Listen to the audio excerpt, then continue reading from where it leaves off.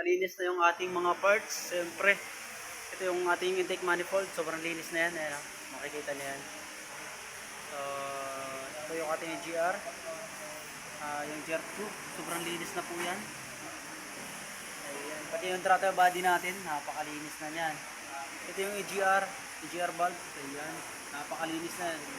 Wala na kayong makitang dumi dyan. Oh. EGR valve. So, kahit tulak-tulak mo pa yan. Ayan.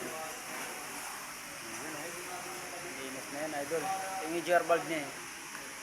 So, ito naman yung EGR, ano niya, angler. Ayan, makita mo naman yan, no?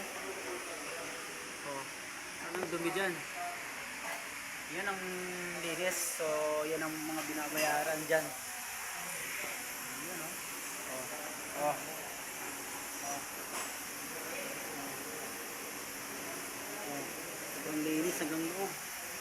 So, ito itsura niya pagka malinis na malinis. Pati yung bracket, siyempre nilinis na rin natin itong bracket. Naglalagyan ng huli.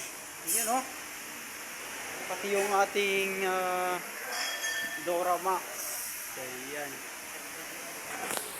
Chevrolet. Pati yung ating ito, hinawi ko lang to. Pero malinis na yan. Pati yung ating port, siyempre, malinis na yan. Ayan o. Sobrang linis na yan mga sir. Yun, no?